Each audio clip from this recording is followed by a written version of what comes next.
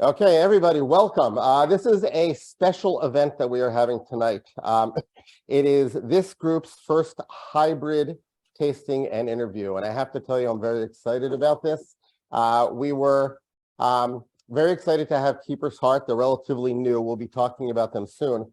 But what's really interesting is that when we set this up, Kelsey, who is the regional rep for Keeper's Heart, told me that Pip, the person we're interviewing, was going to be in town and wanted to do this in person.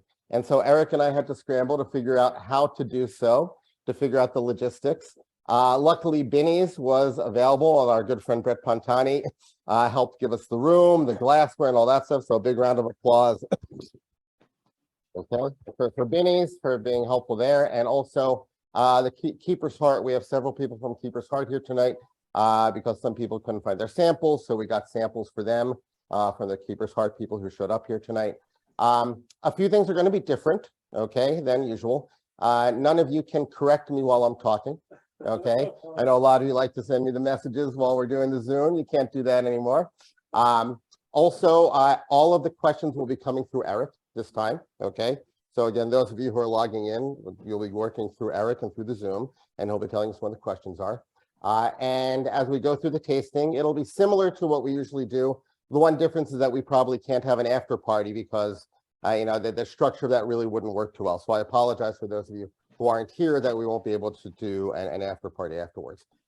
With that, I would like everybody to raise a glass, doesn't matter which one, and say cheers and welcome to our guest, Pip Hanson from Keeper's Heart. Cheers and welcome. Great, Sancha. So, Keeper's Heart. How did I find out about Keeper's Heart? Many of you know that several months ago, I happened to be repping the Balcones table at Whiskeys of the World at the Chicago Athletic Association.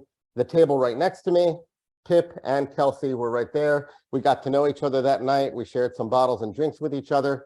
And since I didn't know Keeper's Heart, I said, hey, you want to come to my group and have a tasting? And that's... Also, you really liked the whiskey a lot, if I remember. Well, yeah, of course. I loved it. It was the best thing in the room. That's what I heard. Yeah, it was wonderful stuff. So, Pip, from what I understand, you are the food and beverage director of Keeper's Heart, and you have a bartending background, right? That's correct. So Can you tell us a little bit about what brought you to Keeper's Heart? Absolutely.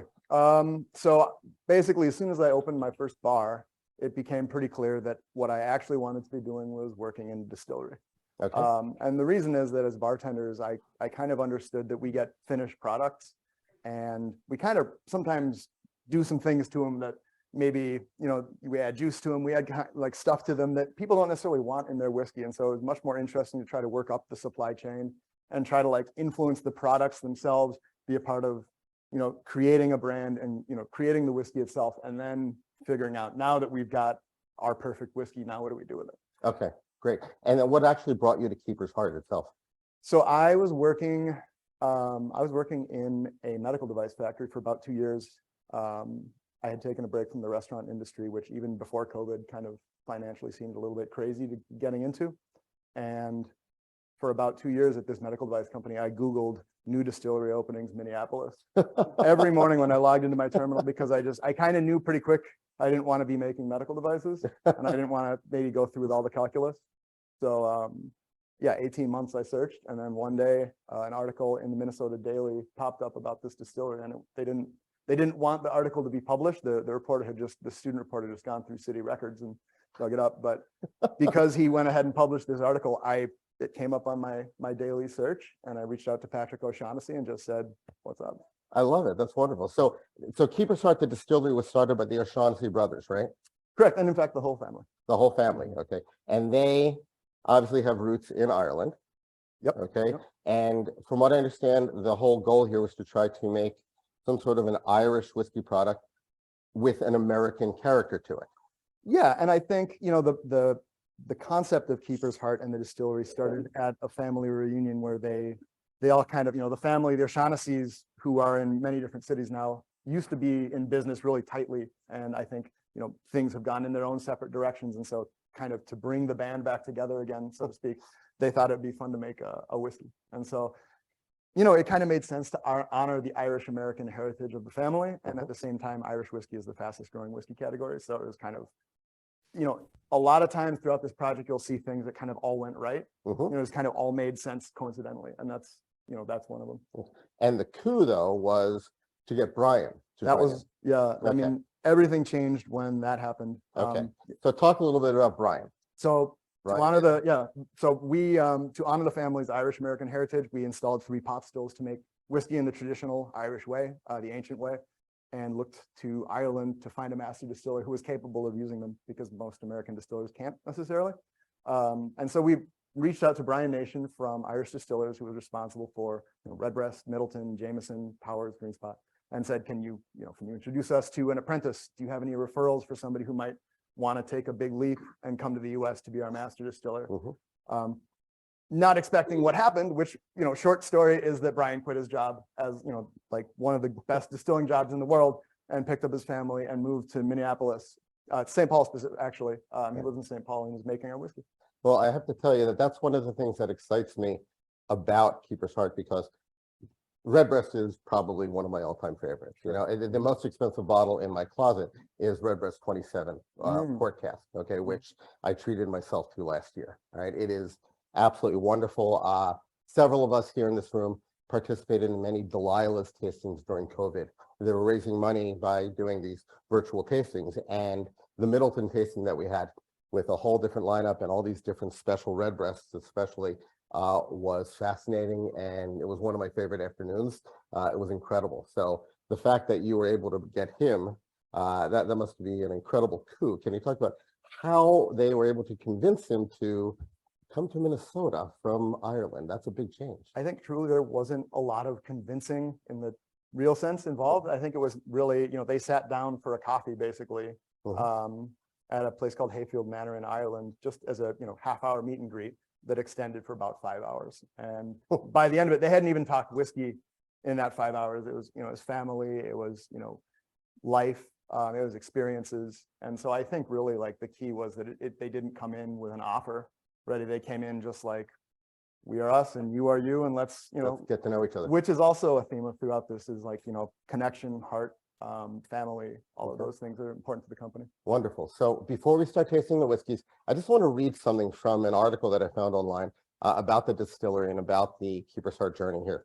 And it was an interview with Brian Nation, and quote, "This will be sort of an Irish American spirit, a high pedigree mutt of a whiskey. We will deploy techniques and ingredients from both the old and new country. So imagine Midwest sourced cereals, barley, rye, corn, triple distilled in copper pot stills, the quintessentially Irish way to make whiskey, and then aged in virgin American oak casks. We have this saying where we're going to Irish-ize American whiskey, and then we're going to Americanize Irish whiskey." Okay, so I don't think that we could have a better introduction to the whiskeys than that statement right there. Absolutely. So what I'd like to do, what we're going to start with is we're starting with the Irish and American. That's the one. So it's the Irish and American. Those who are here in the room, it's the one on the left. Irish and American, and actually, I want to get something here. So those of you who have the samples, so it's the one that says Irish and American whiskey, 43 ABV. Okay, so let's talk about this. What is the ratio of Irish to bourbon in this? And actually, no, I'm sorry, Irish to rye in this. Right. And cheers, everybody. Cheers. Sláinte. The one on the left. Okay. This is Irish whiskey and rye whiskey. Right. So this is two Irish whiskeys and an Indiana rye in one bottle. Of those 3 components, I would say they're about evenly split. It's about equal parts. They don't divulge the exact. About 1/3 of each? Roughly. Okay. Yep. So this is about 2/3 rye and 1/3 Irish? So this is 1/3 single grain whiskey and 1/3 pot still whiskey from Ireland. And then it's 1/3 rye. Ah, okay. Got it. Okay. So, and can you tell us the distilleries that are in here? Absolutely. So this is MGP rye. Okay. And then Great Northern is the provider. We have contracts with Great Northern for our Irish stock. Okay, wonderful. So when you get the Irish, okay, and you get the rye, what is the process? Are you, and you also get the grain whiskey, are you putting them together and then putting them into an American oak cask? So we are currently not releasing anything that we've matured on site. Okay. The process is basically So for example, with Ireland, we couldn't, the bottles say Irish and American on them. Ireland will not let you put Irish on the bottle unless the aging was 100% in Ireland. So we couldn't, for example, take a full barrel of whiskey out of Ireland and still put Irish on it. You have to dump the barrel in Ireland. So that's what happens is we get the barrels dumped in Ireland. They sell us the casks and the barrels, the whiskey itself in a tote, which is it's for those It's a of big metal container. Yeah, it's a 250-gallon cube of whiskey, and cubes of whiskey are my favorite unit of whiskey. So then that comes to the United States. Correct. Okay. And then how does that end up getting married with the rye whiskey? So they bring those, they basically get all three of those components in the distillery. We marry them in a copper tank, and then we add water to get it to the right proof by weight. And then we bottle it after that. So okay. So right now you're not aging it. Keeper's Heart that we are selling is not our aged distillate. We are currently laying down whiskey for the future. Okay. Right. We'll talk about that. Yep, we'll talk but about no, we don't actually age any of the whiskeys in here. Okay. Yep. And so as we see other iterations of this Irish and American, are they going to be the same until you start producing your own whiskeys? Are you trying to get the same flavor each time? So, I remember the early discussions were that we thought we would feed our own, basically introduce our own distillate into this product when it was ready. I don't think that's the plan anymore, just because this product has been so well received. I don't think we're going to touch it. So then you'll just be adding different expressions to your lineup. Yep, the Keeper's Heart line will expand pretty dramatically in about 3 years. Okay. So as a bartender, tell me how you like to enjoy this type of whiskey and maybe what type of cocktails you would use this in. I always like whiskey neat or with a rock, obviously. So this is no exception. I think this is just a fantastic sipping whiskey. There's really 3 instruments playing in this band here. It's really a complex, interesting spirit. And, the thing I like most about it is some of the flavors that you don't get in the constituent whiskeys, but then come together. So like anise I get, and kind of an herbal, like saltiness almost. And I don't know what that comes from, but it's some interaction. I'm getting some, like a light caramel. Absolutely. Yep. That may be from the rye.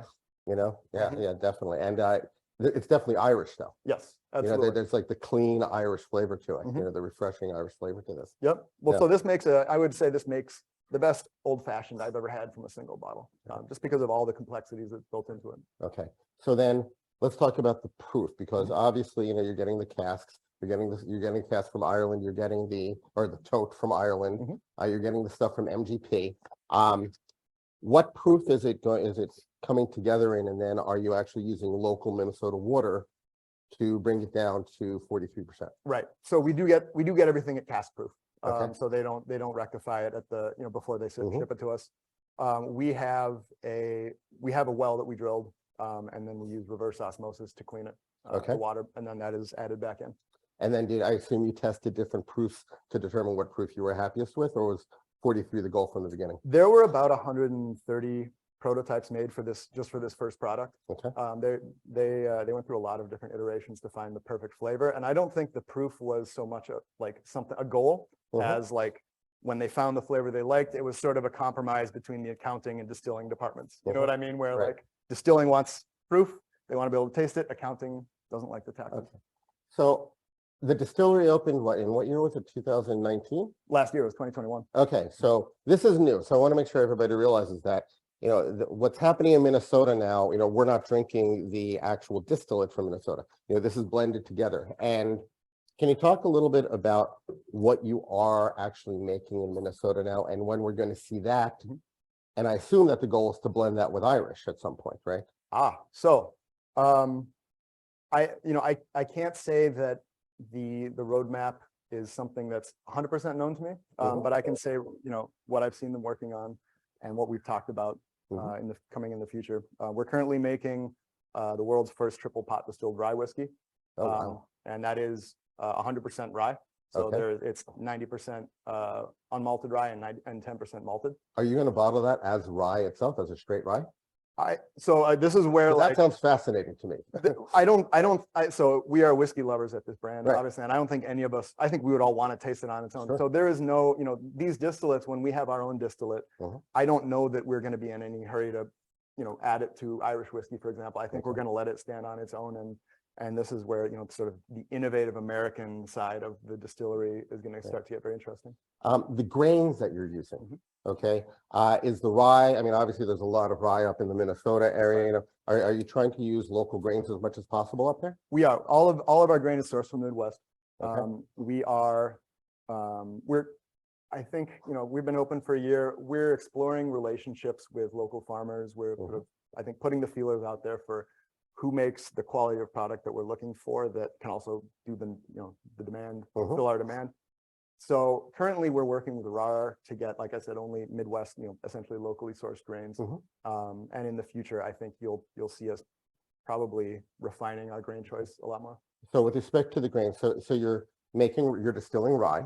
Right. Okay. You're also you're making bourbon there as well, correct? We are not currently distilling a bourbon. We will be distilling one, but I think right now we're focused on that rye and then an American single pot still whiskey, which is another world's first. Okay. So let's talk about the rye because that's what's in because that's what we just had, which was delicious. Okay. So the rye from MGP compared to the rye that you're making right now, are you trying to make the rye? We are not trying to similar to, because you're using obviously the pot still distilling, so it's different. We are not. So what we are not trying to do is clone this product with our own distillate. What we are trying to do is use this as our core, as our stable sort of flagship, and then when our own distillate is released in about 3 years, that's going to be an entirely new sort of expansion, and that will obviously become our focus. Got it. I want to point out to everybody also that this stuff is ridiculously affordable. All right. If I remember correctly, I think that this is what, $35 or something like that. $35. Yeah. So I'm getting a thumbs up from the sales guy in the back of the room. So this is $35. Okay. And it's delicious. It's very drinkable. It's very clean. Eric, in terms of, the flow of tonight, since you're the one who's looking at the comments and stuff like that, are you getting any particular comments coming about this whiskey or any questions that are coming about right now? RLS, is it being matured in virgin oak or bourbon barrel? So our rye is being matured in virgin American oak, the one that we are currently making. And then the American single pot still is also being aged in virgin American oak, which is kind of wild for pot still whiskey. So we're very curious to see how these come out. The early results are very promising. Got it. Great. Wonderful. Eric, as questions come through, just let us know. Sure. Okay, because that'll be easier for the flow of things. All right, so let's talk about the bourbon here. So we know that the rye came from MGP. Okay. So the second sample is the Irish plus the bourbon. All right. Tell us about what whiskeys are in here. Is it the same Irish? It is. Okay. It is. So we have the same Irish. Is it in the same ratios? Single grain and single pot still from Ireland. The ratios are different. And I think that's key to differentiating these products. When I heard they were going to release an Irish and bourbon hot on the heels of the Irish and American, I didn't get it because I didn't realize how different it was going to be. They've done a very good job of making this, its own product. So there's about 60% bourbon in here versus about a third of the rye. And why that one? So you said that you tested over 100 different mixes for the first one. You went through the same process for the bourbon as well? How long does that take? Ryan was we were sending an awful lot of olive oil to Ireland over the course of the pandemic. Olive oil boomed that year. We've been known to ship some olive oil ourselves. I would say it took about 6 to 8 months, and a lot of that was being done remote. So Brian would, there's always the shipping delays, all the things that happen when you're dealing with a pandemic. But over that time, they narrowed it down. What's interesting is that since there is more bourbon in this, I'm getting more of the wood. It's like, so when I don't know, but when I'm nosing this, I'm getting a lot more of the wood, and of course you see the color difference, between the rye, and this one has a lot more of the American, so you're getting a lot more of the wood in here, and that's really coming through. I'm getting a little bit of like orange peel, so tell us about the bourbon. Like where's this bourbon coming from? What is it about the bourbon? How old is it? Things like that. This is also MGP. We've been really happy with the quality of samples that MGP was able to get us, and we've been using them for most of our American sourcing. Because this is so much more prevalent, the American side of things. I think your points are absolutely correct. They say that Irish whiskey is not all about, they say that Irish whiskey, the distillate is maybe the prominent flavor, and with American whiskey, the maturation style is the prominent flavor. And so I think it makes total sense that you get suddenly a lot more, like I get, frankly, like charcoal in the best way off this sometimes. Right. No, it's wonderful. And this one, okay, so this is 46 ABV. So again, Distilling one a little bit, over accounting in this one. All right. So what happened? So when you were testing all those different samples of olive oil, okay, that you were shipping all over the world, were they all approximately the same ABV, or were you trying out different ABVs as well? I know, finding the correct proof for the final flavor was absolutely something that they looked at. I don't think there was ever any question that we were going to be higher than 40% ABV. I think, again, we are all whiskey fans at this distillery, so we are trying to make the whiskey that we would want to drink. And so, we're giving it 46% here, a little extra bang for your buck in cocktails. Also, incidentally, there's no caramel added to any of these and no chill filtration on any of them. Again, like I would want whiskey, right? Right, exactly. Right. So you mentioned cocktails. So so this is very different. This seems to have a little bit of a stronger flavor than the first one. Okay, just a little bit more like bourbon forward. Okay, then the other one is relative to the rye. Obviously, neat is how we prefer. A little bit or nice. But tell us about the cocktails that you would make with this. So this is great for what I term the bitter, brown, and stirred cocktails, like the bartender, like cocktail nerd cocktails. So anything with bitters, anything with amari, vermouths, anything with like very strong, especially bitter flavors. I think this responds really, really well too. So Boulevardiers are kind of my classic go-to, but Manhattan's number one. We make our Manhattans at the distillery with the Irish and bourbon. We make our old fashions with Irish and American. So there's a bar at the distillery now. Yep, we have 3 of them actually. Yeah. You have 3 bars at a distillery that isn't yet bottling its own distillate. Correct. Yeah. Fascinating. We just decided like we're gonna assume that we're gonna be busy and moved ahead with that assumption, and they've been correct so far. Tell us about the bar. The bar or the bars. You said 3 bars. The bars. Yep. So the bars are, we've got, we want Keeper's Heart to be known for, long drinks, whiskey, cokes, shots, as well as cocktails, as well as drinking it neat on the rocks. We wanted to sort of honor all the different ways people like to enjoy whiskey. So we've created 3 spaces that kind of reflect that. So the main lounge is kind of where I do my cocktail thing. You know what I mean? As well as I can. And then we have the potato bar, which is the only original. So we call it the potato bar. Before you look at me like that, we call it the potato bar. Irish. It was the only building that was on the property that we bought was a potato processing factory. It was a big brick cube, about 4,000 square feet. So that room, we put a bar in that, like a private events bar sized space, and we call it the potato bar. And so the Irish and American was chosen this summer actually as the number 1 globally best whiskey for highballs in the world. So like a classic Japanese highball. By whom? I mean, first of all, that's an amazing. Yep, the International Beverage Tasting Institute. It was huge, and so we're exploring highballs up in the potato bar now. So we're serving the best, empirically apparently the best highball you can get up there. And then on the patio we've got blended drinks, slushy drinks, and trying to show the slushy drinks. So the tropical side of whiskey, which is a thing, believe it or not. The tropical side of whiskey. Yep. I'm learning a lot. I was talking with Pip and Kelsey before that. I actually have several clients up in the Minneapolis area, and I try to go up there at least once a year. And now I have another place to go to entertain those clients. So, marriage, it's good. Marriage, synergy, things coming together. And I will definitely be stopping by. Look me up. Yeah. Well, the funny thing is that if it's in the summer, do we do the slushy bar? I'm not so sure, And I can't say that I've ever had a whiskey slushy, but I am intrigued. I'm absolutely intrigued.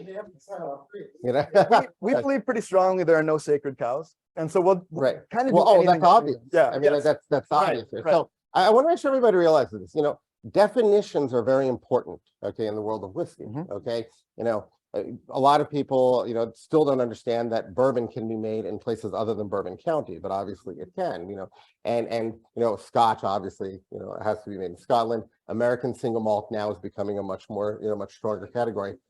I don't know how to categorize this. Okay, this is a fascinating blend, and usually blends are from within one unit, one country, one nationality. So how do you in the marketplace, and maybe this is a question for the salespeople more, but how is this positioned? Because when I think about Binny's, okay, and here we are at Binny's, those of us who are familiar with Binny's, if we know that we want something, we know what part of the aisles to visit, okay? We know where the Irish are, we know where the Americans are, we know where the Ryes are, we know where to go. Where does this show up? When we go to our liquor stores, what part of the shelves? Well, the beautiful thing about this product is that you can find it in stores kind of unpredictably on both usually the American and the Irish shelves. And if you know anything about how like, end caps and just shelf placement in general is like bitterly contested territory. Right. Just to have double the eyeballs is kind of a cool coup on its own. You're right that it is a marketing challenge, I think initially at least. Yeah. It didn't exist before we did it. It's, arguably a new category that we created. And so it is, you have to explain to people like, what do you do with it? Right. But on the other hand, it's also a lot more of an interesting reason to exist. You know what I mean? Right. We didn't just buy a single whiskey and put a nice bottle around it. We're really creating something new and I think showcasing an art form that is in some ways underappreciated. With blending, Brian has said at times blending can be more challenging than the distillation. Right. Actually, one of the best interviews and tastings that we ever did was with Compass Box. Okay, Yes. Pete Failer from Compass Box. Many of us here have been drinking Compass Box from the beginning. And what they can do. I mean, who would ever think to combine Linkwood with Lafroig? Okay, which they do. And somehow it works. And shout out to the Hedonism Quindecimus, which is, it's like, 32-year age grain whiskeys or something. And it's just wildly good. Yeah. So I agree. And there's something, we also recently had a session with Bardstown. Okay. Yep. In Bardstown, they're sourcing all this stuff and they have, 12-year and they have a 17-year blended together. They have an Irish, they have a rye combined with a Canadian, and a bourbon, and somehow they put it together and it works. So I agree that blending is, underappreciated, and especially in the marketplace. Now, we thought that the first one was about $35, right? 30 to 35. The bourbon and Irish is about how much? Okay, so also under $40. Okay, so there's both under $40. Okay, and that's wonderful for this quality of a whiskey. To me, this, the fact that this hasn't been done before and the fact that we're sort of taking, like shrouding ourselves in really ancient tradition of, blending and pot still distillation, but doing it in a new way. It's, I mean, if you ever need a proof that what's old is new again, I think like to do something kind of this ancient, but at the same time, this innovative by doing Irish style in America. To me, this is, and I'm biased as a Minnesotan, this is sort of, this speaks to the creative potential of the Minnesota culinary scene and kind of what I'm proud of to be from there. But by the way, how do the Irish perceive this? So there was it's funny you should ask. I know it's a loaded question because I've done some research. So there was a great spot that we ran, and some of them we might have convinced them to do this on camera. Some of it might have been genuine, but we basically had the entire nation of Ireland giving Brian the middle finger, flipping him the bird, as it were, and basically just saying like, to hell with you. It's hilarious. They're mad he left, so hopefully they'll forgive us some. Really, it's very funny. I saw it online, and it is very. I think it was Ad Age's ad of the year for 2020. It was it was really because I think you posted on your Facebook page. I'm pretty sure it was there. Yeah, very funny stuff. I thought it was kind of a stroke of genius. That's good. Everybody likes a good middle finger in an advertisement. Well, you can, self-deprecate. Well, it's very American too, so, to bring that to Ireland, so that's wonderful. So I'm very curious about this next one. Okay, so the next one. Yes, sorry. Thank you. One question was actually going back to the first one, is the American, it's called American, but you said it's rye. Is it just rye? Or the only American of the whiskeys in here is a rye whiskey. So why not call it rye? Absolutely. So labeling, as you've observed, is a challenge, and we were not initially sure what we would be able to get away with, for lack of a better term. So would we be able to put Irish on it? We didn't know. Would we be able to put bourbon on it? We weren't sure about that. And so, and in fact, we were kind of surprised we got bourbon. So now that I don't know what the initial plans were, but now that we have Irish and bourbon released, it's possible you will see this relabeled in a year or two as Irish and rye, but I think for trademark purposes, basically, I think we want to hold on to Irish and American and then also hold on to Irish and rye if possible. So we're keeping this for now. And everybody should know, if you, those of you who don't have the bottle with you, so it says Irish plus American, but then underneath it, it says Irish whiskeys blended with American rye whiskeys. Okay, so it does say it on here, but it's just not in the big letters. Okay, but that was actually, I'm glad that, who asked that question? Ariel Eisenberg. Boy, that's two. Good job, Ariel. Great question.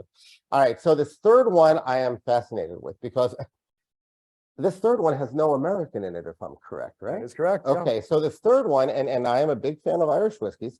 So before we taste this, can you tell me, is the Irish in here from the same distillery as the Irish in the first two? This is actually Old Cooley stock. Okay, so this is totally different. Yep, this is not Great Northern. Okay, so why, if your mission is to create Irish American whiskey or American Irish whiskey, why, if that is your mission, did you come out with a 10-year Irish whiskey? Well, so there's a couple of reasons. First, I think it's one of the most delicious 10 years I've ever tasted. Yeah, I mean, I just think it's a fantastic whiskey. And then, you know, Brian, I know Brian really liked the idea of a Malaga finish because he had never seen one done before. So I think this represents, again, you know, on the innovative side of things, like a fresh finishing approach, Irish whiskey plus Malaga. So this is a 10-year Irish. Was it finished in a Malaga cask in Ireland? Thank you. So okay, this is a 10-year pure Irish single malt. It was finished at the distillery in Minneapolis. So big cube of whiskey comes to the distillery. Okay, so the tote of whiskey comes from Ireland. Yep. Okay, this is 10-year Irish whiskey. Yep. And then you put it here in the United States, in Minnesota, into a Malaga cask. Yep. For how long? 4 months. 4 months. Why Malaga? Well, like I said, it was Brian noticed that no one had done it before. You know, he thought like this is a cool finishing opportunity. I know the Nation family likes Malaga just as a destination resort. They've been there, and so really kind of appreciate the land. So I think he thought this is going to taste good, and it does. Yeah. But I think as to your point about why isn't this a blend of some kind? I think it's important for us to still, even though like I think of us as an innovative American whiskey in the making. I think it's important to us to be able to play in the Irish space as well. I mean, that's at least half of the identity of this company, and the full, our master distiller is Irish, so it makes total sense that I think we would want to be able to release products like this as well, and sort of compete there as well. Yeah, I was just at a tasting with Marty Duffy a few weeks ago, and we had Bushmills 10. Okay, and there are a lot of similarities. To the Bushmills 10 I'm getting here, which I love to. So tell me again, as a bartender. I mean, this obviously is a 10-year. You're less likely to use this in a cocktail, because this is also more expensive. I think this is about $100, okay, a bottle, which is comparable to other 10-year, Irish whiskeys. I would argue it's cheaper. I think it's a great deal. I think it's a really reasonable whiskey. Depends on the line, obviously depends on the line, but you're drinking this one neat, I assume. So I am, but don't tell me slushy. Please don't say slushy. I have not yet come up with the slushy recipe that would honor this whiskey. But if some people like their steak made into steak, and some people like it chopped up and made into a bolognese. You know what I mean? And so that's really actually pretty close to home for the cow analogy. So we're doing our first cocktail with the 10-year this fall, and it's important to respect the whiskey if you're going to mix with it, especially with something like this. So no acid is generally the rule. You don't want lemon juice. You don't want anything to like acid in the finish will just kill the flavor. But other things, especially things with a more bitter component, are kind of fair game. So we're doing a butternut squash broth, and like basically a pumpkin spice butternut squash broth, but we're calling it gourd spice. Wow. Gourd spice? Like gourd. Gourd. They don't want to say butternut squash, they're saying gourd. Yeah. So butternut squash, pumpkin spice butternut squash broth. So that will be a cocktail available at one of the bars at the distillery. Yep. Fascinating. That's absolutely fascinating. So what I'm curious about is the future of something like the Keeper's Heart 10. So obviously, you said that you're going to continue to make these, in all likelihood, continue to make the first two expressions. And then you're going to be making different expressions with your actual distillate that you're making there in Minneapolis. So what about this? Are you going to continue to look for casks in Ireland and then age them here? Is that part of the evolution here? Well, without, I guess, talking too much about what's coming. Right. We are recording. Yeah, exactly. I can say we have contracts for. We started this process about 4 years ago, so this is pre-pandemic, pre-supply chain. Luckily, by the way. Yes. Right. If we had placed some of these food service orders a couple weeks even too late, we probably wouldn't be here today. So the timing was pretty right. But so whiskey, as well, we've been aggressively getting contracts for the future, for everything that is our core lines. So without giving too much away of what we've got, I can say that we've got some things that are maybe 2 or 3 times as old already on hand. Okay. And we've got some other really interesting Irish whiskeys that haven't necessarily seen the light of day yet. That'll be a lot of fun too. So what's interesting to me here is that you're leaving open those possibilities. Okay, so I've got to tell you the one thing that is interesting me a lot, and I'm sure Brian's already thought of this, but back to that whiskey that I mentioned before, the Redbreast 27 port cask. Okay. There's something about Irish and port that I think work together beautifully. Sure. Okay. And there's a lot of port, there are a lot of port casks available out there. So is the concept of aging these, so obviously what you did is you took a 10-year Irish whiskey here, you brought it to the United States, you aged it in a Malaga cask. Is that going to be something that we're going to continue to see different versions of hitting the market? Finishing barrels are, always going to be part of the arsenal, right? We are already doing finishing barrels. We've got some really fantastic barrel finishes of the Keeper's Heart Irish and American that are available for individual retailers and restaurants.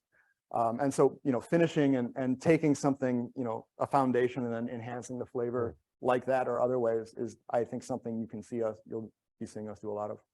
Any port casks? I cannot share exactly what's coming down the road. But... Hey, you can't blame me for trying.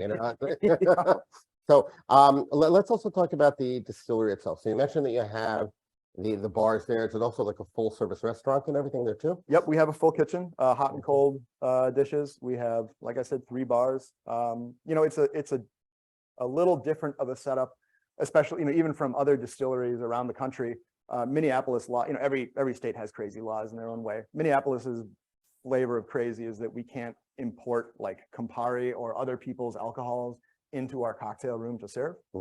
We have to, anything we serve alcoholic, we have to make it. So there's been kind of a learning curve for me of like, well, now I have to learn how to make coffee liqueur and things like that. So the entire bar is a scratch kitchen, so to speak.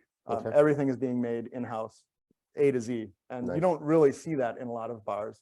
And so arguably in some ways, like these are things that are, anyone, I love a Manhattan, but anyone can get a bottle of X and a bottle of Y vermouth and make the same Manhattans you'll get in every other bar around the world. And so the fact that some of our recipes are just kind of frankly too laborious for anyone to make if they didn't have to do it, means that you can get stuff there that you can't get anywhere else in the world. And that's about as good a definition of luxury as I know. Nice. Very nice. That's almost poetic. I didn't know you were a poet. That's wonderful. Let's also talk about the distillery itself. Okay. When people go to the distillery, are they able to tour the distillery, see the barrels, things like that? Obviously since it's early, it's young, you don't have that many yet, but how is that process working in terms of letting the public see what you're doing in the back? It was a part of the business plan from day one. I think, they were really smart, biased, of course, in, identifying bartenders as a core demographic of, their marketing attempt was going to make sure that the cocktail scene and the bartending scene was reached out to. And so, I think, they've been kind of smart about it. There's one thing that we haven't discussed yet in terms of the American scene. We haven't really discussed, American barley. Okay, obviously, Irish, they're doing barley there. Are you planning to do anything with American barley out there? So the barley we're currently sourcing is Midwest barley. Okay. All of our grains that we're sourcing now are from the Midwest. As we go, we're going to, to pull back the curtain a little bit, one of the challenges when we were opening was, finding grain that was, we could find grain that was either GMO or it was organic, but it was difficult to find both. let alone then locally. So, you know, these are the kind of trade-offs that they're out there. We just have to, you know, set up the relationships. Sure. And then the barley that you are sourcing and then using now, okay, and what is the goal to make an Irish whiskey in America? So obviously you have the triple pot still, you know. So is it, you mentioned that you are doing that with the rye, that you're using the pot still distilling, triple pot still distilling with the rye. Will you be doing that with the barley as well? We are currently. Okay. Everything we are making for our own releases is pot still. We are, you know, doing some experiments with the column stills as well that we have. But the oiliness of a pot still distillate is just impossible to replicate any other way. So that is going to be, I think, the focus. You know, obviously we can't make an Irish whiskey in the US, but I think you're going to see a lot of that expertise being translated into, you know, Minnesota terroir, Minnesota ingredients. There's that word. I knew that word was going to come up. It's a terroir. I love that word. As a food and beverage professional, I think terroir is probably the most important thing. I think that's just kind of like, you know, absolutely. I think one of the first times that this group heard the word terroir was early in the COVID times when we were interviewing Alison Park from Bren. Okay, and you know, she was talking about when she was making Bren that she really was interested in the terroir of France. You know, using everything local and all that stuff. And you know, now we've heard the word so many times, and I can't say that I've ever heard the word terroir used with Minnesota before. Well, so to unpack it a little bit, I mean, again, it's sort of, it's the purest expression of a place and a time. It's kind of, you know, one definition that I would use for terroir. And I think you can do that everywhere. And it's not just about like making something that's beautiful. It's also like, if you want to look at it under a certain lens, it's to express a region is a competitive advantage because you can't really clone that in any other region. So it's a way of staying true to who you are and kind of doing what you do best. Got it. Wonderful. So what I'd like to do right now is, Eric, I'd like to know what questions you have in the queue there, because we're at the time where we'd like to entertain some questions. And also, we'll intersperse those with questions from people here in the room here. And when people here have their questions, what I'll do is I will repeat them for the group, for everybody here, because I have the microphone. So first we'll go to Michael Nolan. Okay, 2 questions. But yeah, but Eric didn't know that Nolan raised his hand. Eric, your question. Thank you, Brian. You see, I told you, they correct me. I told them. The heckling has been light. They correct me all the time. Thank you. Yes. Yeah, so, okay, softball question, but just to clarify, the Keeper's Heart 10 is not labeled as an Irish because it was finished in America? It is labeled as an Irish. It is labeled as an Irish single malt. It is a pure Irish single malt, and it's labeled as such. Okay. Yes, yes, it says aged 10 years, single malt, Irish whiskey, finished in Malaga wine cask. Okay. By the way, a few sessions ago, when I skipped Eric and I forgot Eric, I actually got a message during the Zoom call from Eric that said, "What am I, chopped liver?" Okay. So I'm going to get that again after this. So it's even better in person. Eric, should we go to Nolan because he had a question? Yeah, we can go to Nolan, then I'll let Paul ask this question. Okay. Yes. 2 parts. What if you go and talk to us a little bit about the name? Because I'm assuming that has a lot of meaning to the family. Yeah, repeat the question. So the question was about the name of Keeper's Heart, and there was a lot of discussion around the name and the branding generally. You know, one thing I learned from the process is that all the good one-word names are basically taken.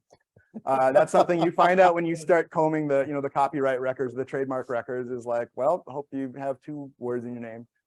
Keeper's Heart was, I think, a distillation of, no pun intended, you know, a lot of the core tenets of the family that started the company and what they wanted the soul of the company to be. So a heart is obvious, at least in the literal sense. You know, it speaks to the warmth of the company, and I can personally say, you know, the O'Shaughnessy's are very warm and great. They're great people to be on their team. But there's also some layers here. You know, you separate the heads and the tails when you're distilling, and you keep the hearts. So there's, you know, there's layers to this. Keepers, you know, there's a lot of meanings of the word keepers and probably the word cloud of, meanings. They're all good basically. But one of the best is, the barkeeper, again, selfishly, like totally. But we wanted to make relationships with the bartenders around the country and sort of be a part of cocktail culture as much as, say, whiskey neat culture. Very good, like that. No, the other second part. You talk about hot still, now I know you understand using hot stills, but are you talking about hot still in the traditional Irish sense of doing at least 40% malted grain, 40% unmalted? Correct. So the, If you can repeat the question. yep. So the question is about our mash bill for specifically our Irish style whiskeys, right? And what percent is malted and unmalted.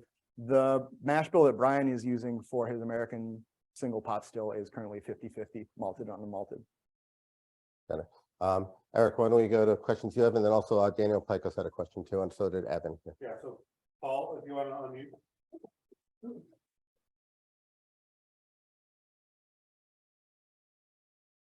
Paul, are you there? Yep. Did we lose him? Hello, can you hear me? Hey, Yes, Paul. we can, Paul. Yes. Oh, that's amazing. All right, so I want to give this one more chance here. We were talking about barrel finishings, and considering that not everything in a barrel may end up making it to market as a single barrel pick, I would like to ask the question again, what do you have floating around in interesting barrels at this point? We have a lot of finishings. I mean, it's we have a lot of different experiments in finishings. I know we've got various new makes in various sort of stages of maturation and testing. So we've been open for a year. Brian and his team have an enormous amount of experience collectively between them, but this is a whole new terroir, for lack of a better word. And so I think the first year has been spent learning what works best with the equipment we've got. Frankly, what equipment do we need to like retrofit or change up? And so, this is, I think, not to speak for them, but I think this has probably been a year of learning first and foremost. Yeah. Well, also the ability to source gives you the luxury of time. Yes. Yep. So you have time to get it right Right. while you're sourcing good things and coming up with bottles that are good to the market. All right, I'll tell you that the two I'm really excited about seeing the light of day is we have a 6-year pot still and a peated pot still. And It is. I'm not sure what those will ever make it into, but I at least for the bar, I'd like to get some of that stuff. Is that peated in Ireland, or is it being? It's Irish peated. It's Irish. It's Irish peated pot still. Yep. Okay. So it's, it may be single malt. I forget which. Okay. Wonderful. Great. Eric. So that's what I'm excited about. Eric, back to you. Nobody else has raised their hand, so. Okay, so we got Picus. So back to the bartender side of things. Yeah.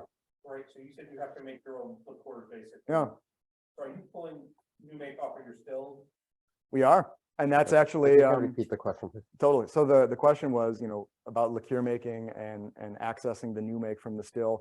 And when I said, at the beginning of this, that I as soon as I opened a bar, I realized I wanted to work in a distillery.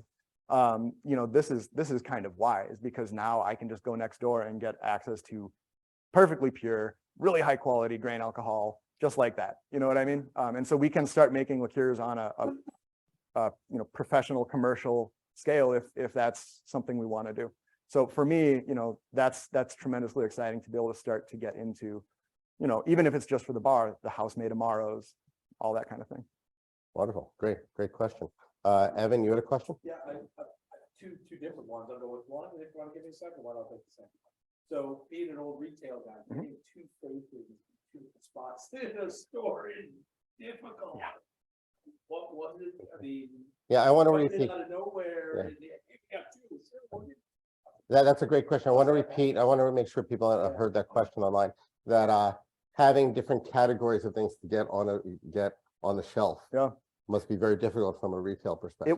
It was kind of a coup that happens. It doesn't happen everywhere. Sometimes the store will choose, but I mean, this doesn't belong on an American shelf, and it's hard to argue. Well, you can make a lot of different arguments. So I think, was it deliberate, or was it kind of a happy accident? I'm not sure. Well, But there's also, I would think that there's a lot of education involved. It's like educating the people in the stores. Yep. Okay, so that they actually know what this is, so that they can talk about it and figure out where to place it. So, that's people like Michael is probably spending a lot of time. Hey, Okay.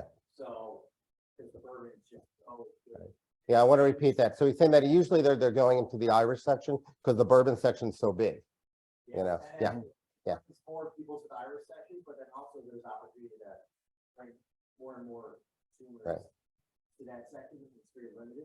Right. So he's saying that it's that the Irish section, you know, it's smaller, you know, it's more limited so that they can get more attention as opposed to going to the bourbon or the American section. Okay. Evan, you had a second question? Yeah, and so, you know, for us novices, I'm sure I've heard this before, but what is it about the pot still that makes it so? So it's the oldest way of making distillate, right? Yeah, it's a question. The question was about what is it about pot still? Thank you. You're welcome. You know, it's the oldest way of making distillate. They were making perfume in 900 AD with pot stills first. That's kind of how I think they developed that technique. You know, as to the actual physics and chemistry of it, obviously I'm not equipped to speak to that, but it's just a very direct process, right? You fill literally a pot, you heat it, whether that's steam or fire, it's all still kind of the same process, and that evaporates up to the top, just rises and then condenses and falls.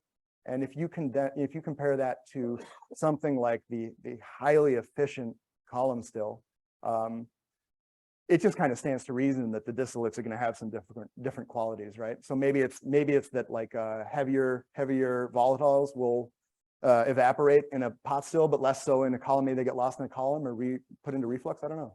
And also because with the column, you know, Scotch, it's a little bit meatier. You know, it's like a little bit of a meatier, you know, flavor to it. You know, and so that's part of the distillation process. You get typically a cleaner flavor from, you know, cleaner experience. And here's Kenny's favorite word, mouthfeel. Okay, you know, I know you've been waiting. Kenny's been waiting for the word mouthfeel the whole night. Okay. And by the way, so Eric, any questions? After you, we'll go to Yadida. So Paul has one more. Okay, Paul, back to you. All right, let's try this again. So I may be a huge Amaro fan. I probably have 20 to 30 Amari over on the shelf right over here. I would like a little bit of information on what you're doing over there. So please talk Amari to me. We're talking rabbit hole here. And will it ever come to market? I would love that too. That to me, the dream is, you know, there is such a high level of expertise in the distilling side. And so it's not the sort of thing that I as a bartender could just kind of pick up shift making whiskey, but that's always been the dream, of course, is to like learn that side of things too. And so if we can sort of unite the bar and the production team together in like learning how to make good liqueurs at scale together, I think that would be the dream. So let's hope that we can see some maybe OSDC Amari on shelves someday. But in the meantime, I can share that we have a figgy pudding Amaro that we've made for the winter. You got a thumbs up for Paul. That's a big deal. So come and try our figgy pudding Amaro. Okay, look, what are you holding up there? Eric, can you tell me what he's holding up? It's Amaro. Averna, the good stuff. Yeah. Just a classic Amaro and the thing that makes one of the best Manhattans in the world. I mean, you know. I have to agree. It sounds like you're speaking the same language here, so that's wonderful. Let's see, Eric, can we go to Yadida? Yeah. Okay, Yadida, please.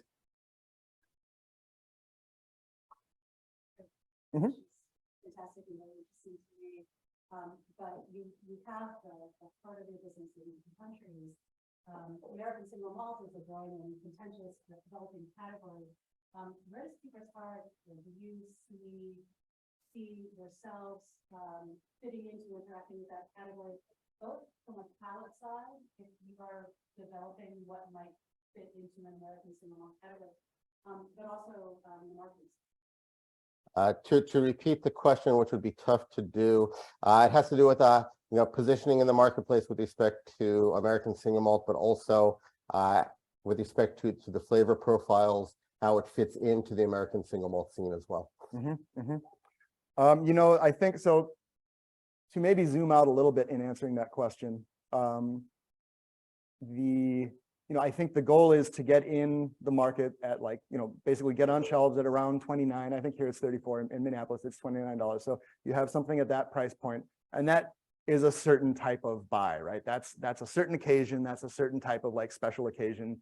It's approachable, but it's still like has a nice, you know, it doesn't seem like inexpensive whiskey.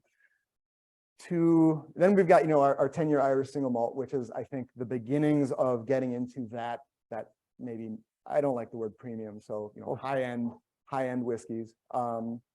If you're going to start making, really nice whiskeys in the US, as you've observed, it makes sense to start thinking about single malt as a category too. But I think to be able to develop flavor like that and to be able to like develop those kinds of products that would compete with, the whole canon of single malts, maybe is going to take a little time. And again, this is not to speak for their plans, but more like my perception of how the roadmap has been so far. Yeah. Does that help? Yes. Okay. Yeah, it was that question the answer could have gone on for a long time, and there's a lot there. I think all of it's on the table. I think, even though Irish single malt is, less, maybe it's not as well known as the pot still whiskeys of Ireland. I certainly think it's probably something we'll be looking at. Got it. Wonderful. Eric, what other questions do we have from anybody else? Okay. Anybody else here in person have any questions? Okay. All right. So we're right about at 1 hour, which is typically our target. So I can't believe we actually did it. So what I'd like to do right now is everybody, if you are so inclined, I would like everybody online to also unmute if possible. And I'd like everybody here, if you are so inclined, to put more in your glasses. I am going to go actually back to the bourbon, which is not usually where I go. But there's something about the woodiness to this bourbon that really speaks to me a little bit. And I would like everybody to raise the glass and say cheers and thank you to Pip Hanson from Keeper's Heart. Thank you.